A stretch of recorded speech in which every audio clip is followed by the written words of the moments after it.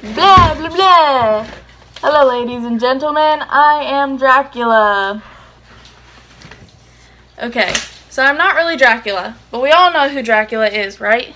He is the most famous vampire of all. The novel I chose was Dracula, a thrilling and adventurous novel. The psychoanalytic theory that best fits Dracula is superiority complex.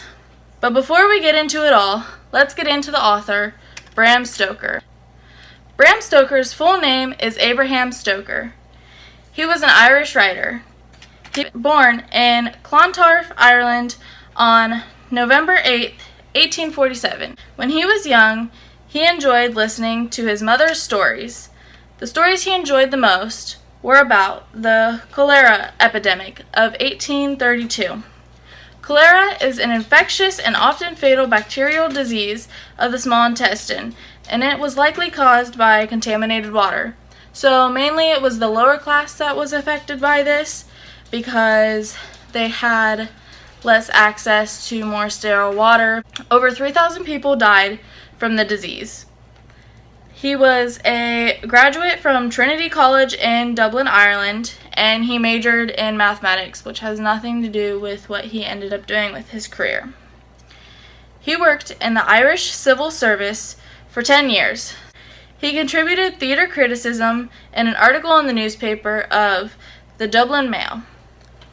Stoker became friends with the actor Henry Irving, who he met after watching him perform in a Shakespeare play.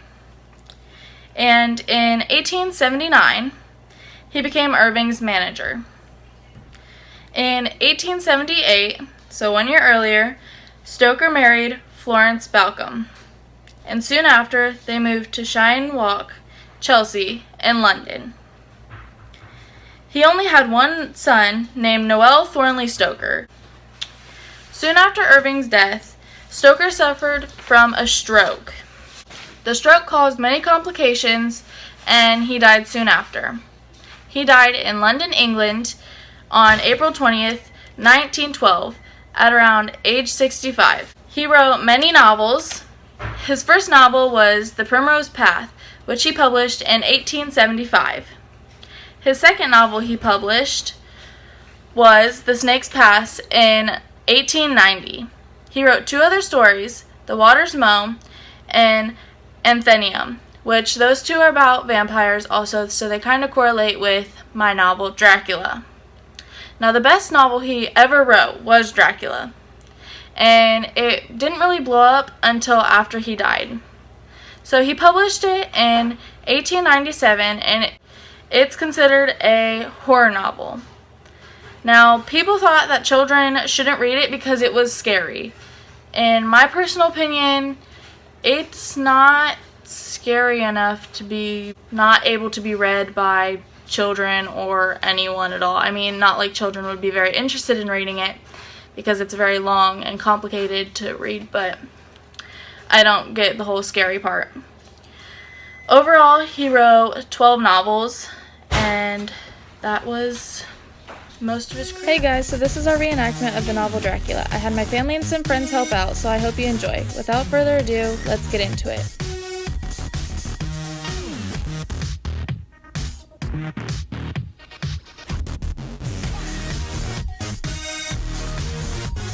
Jonathan Harker goes to Dracula's castle in Transylvania to conclude a real estate transaction. Harker is warned by many people of the creatures called vampires. Here we are, warning him about those evil vampires. On his journey to the castle, he stumbles upon a very ferocious pack of wolves. Harker soon realizes he is prisoner in the castle, and he is upset and lonely, and for some odd reason he smiles at the end. He's prisoner for a little over a month. He knows there is some supernatural activity going on in the castle. One night, 3 beautiful ladies showed up and almost attacked Harker. And can we please all just admire Jack's beautiful, womanly figure? He attempted to escape by climbing out the window, and I had to make sure he didn't jump off the roof. Meanwhile, in England, Mina, Jonathan's fiancée, is conversing with her friend Lucy back and forth by letter.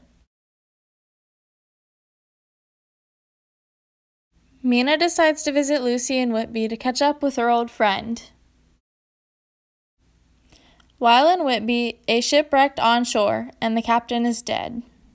The ship was only occupied by a dog and 50 boxes of earth. And here's my dog. We are attempting to get him to cooperate, but he's not a fan.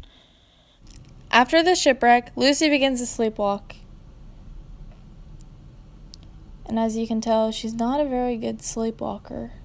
She kind of looks like she's more drunk than anything. Mina finds her in a cemetery with a large red-eyed figure standing over her. My father. But here I am, clearly terrified, and going to save my dear friend. After the encounter with the red-eyed creature, Lucy becomes sick and has 2 small puncture wounds on her neck. As you can tell, she is extremely sick.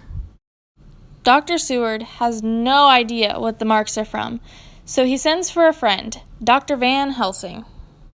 After each night of Lucy being unsupervised, she becomes more ill. The doctors have to do multiple blood transfusions to keep her alive. A ferocious wolf jumped through Lucy's window. It gave Lucy's mother a heart attack and killed Lucy. And here it is proceeding to attack Lucy and her mother. The very overdramatic mother decided to attack back too, I guess. After Lucy's death, Van Helsing leads Seward to her tomb and convinces him she is part of the undead.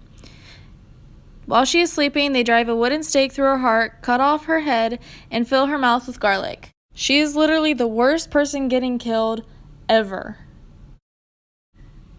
The next day, Mina and Van Helsing collect journals Jonathan and Dr. Seward wrote about their encounters with the Count and his work.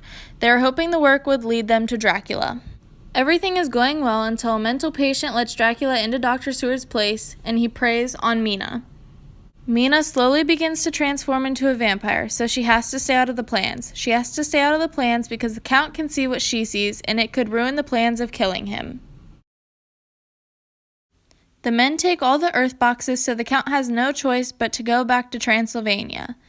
Now, I know that I am collecting the earth boxes, but I couldn't get anybody else to help me, so, just pretend I'm a man for now. We were not going to record us going around 50 times and collecting earth boxes, so we just did it a couple times, but you get the idea. Van Helsing and Mina go to the Count's castle and kill the 3 beautiful vampires, and seal all the openings to the house so the Count can't enter. I hope everyone's ready for this very dramatic ending. So, Jonathan catches up to the Count and stabs him. And he turns to ashes. And that's it. Psychoanalytic theory.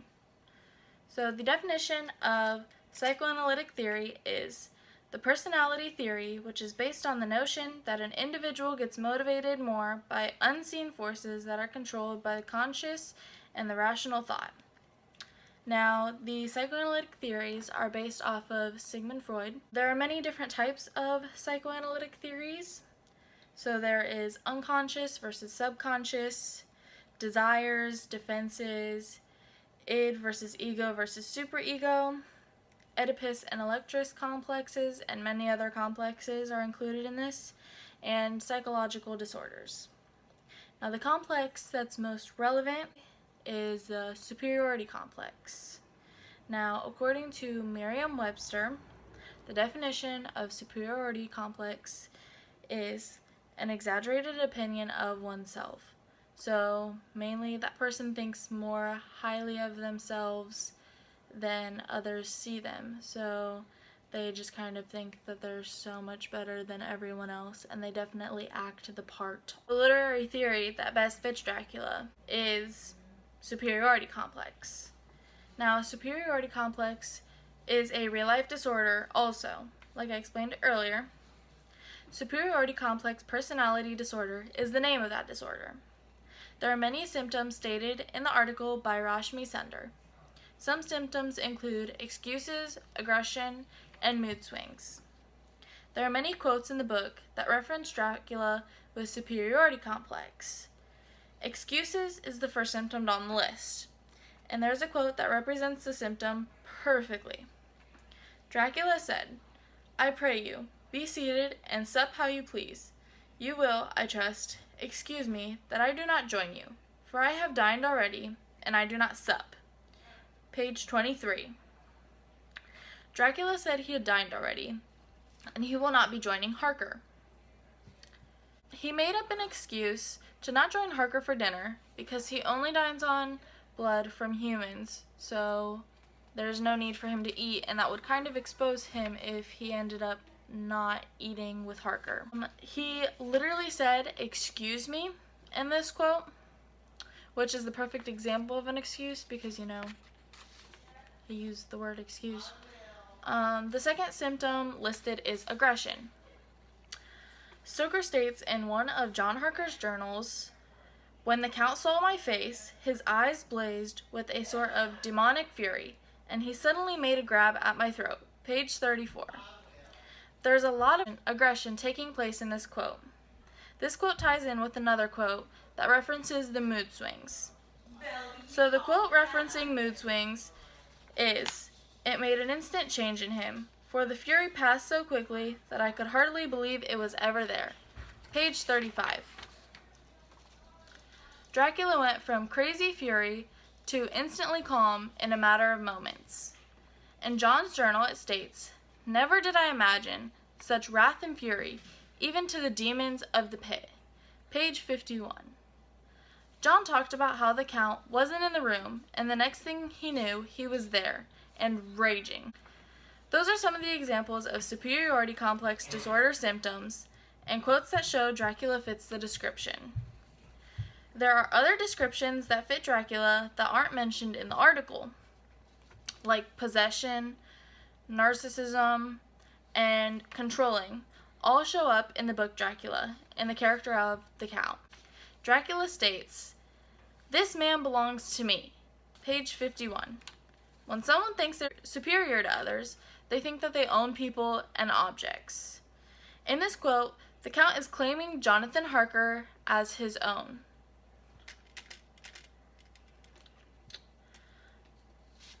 He is showing possession over him. Possession can tie in with controlling. Stoker states, "But the door was locked, and the key was gone." Page 46. The Count locked the door and took the key so John couldn't get out. John couldn't get out, so Dracula was controlling, if and when he could leave the house. So the Count has a little belief superiority, and I'll get into that a little bit later when I talk about real-life situations. So he states, "For a man who was never in the country and who did not evidently do much in this way of business, his knowledge and acumen are wonderful." Page 42. He talks about how little knowledge he probably should have, even though he somehow has a lot. So Dracula doesn't really know what exactly he's talking about, but somehow he talks about it like he knows. And that's kind of what people with superiority complex disorder do. They believe that their opinions are the correct opinions no matter what, and nobody can tell them any different. So Dracula, seemingly having a lot of knowledge that comes from the fact that he believes everything he does and knows is right, even if it is his own opinion. Those are just some of the smaller characteristics shown by Dracula throughout the book. Another main characteristic is narcissism. Now this one's a big one in this book. There are many times in the novel where Dracula clearly states his dominance over others. He makes it very well known that he believes he is above everyone else. So he thinks that he is better than everyone else and higher up than everyone else. The Count states, "That is enough for me. Here I am noble. I am a boyar. The common people know me, and I am master. I have been so long master that I would be master still, or at least that none other should be master of me." Page 28. Now those statements state Dracula only sees himself as the master, and no one as master of him, ever. He sees others as common people and peasants. So as stated on page 32, we Transylvanian nobles Love not to think that our bones may lie amongst the common dead. And on page 39, what good are peasants without a leader? Dracula, referring to others as common and peasants, shows that he thinks of himself almost like a king. In John's journal, he states, whenever he spoke of his house, he always said we, and spoke almost in the plural like a king speaking. Page 38. Even John noticed he held himself on a higher tier than others, almost like king. John pretty much identified this disorder in Dracula without even knowing it, and without even complex is a real personality disorder. So, there was a study done in April of 2018 by the University of Michigan, which gives an example of superiority complex personality disorder. Many people with this disorder overestimate what they actually know with their beliefs, just like Dracula. According to the University of Michigan, they were more likely to seek out new information in biased ways that confirmed their sense of superiority. The participants mainly based seeking their new information on whether it fits their opinion or not.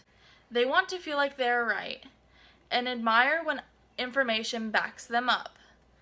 The study was done on people who showed belief superiority, which I kind of touched on a little bit earlier.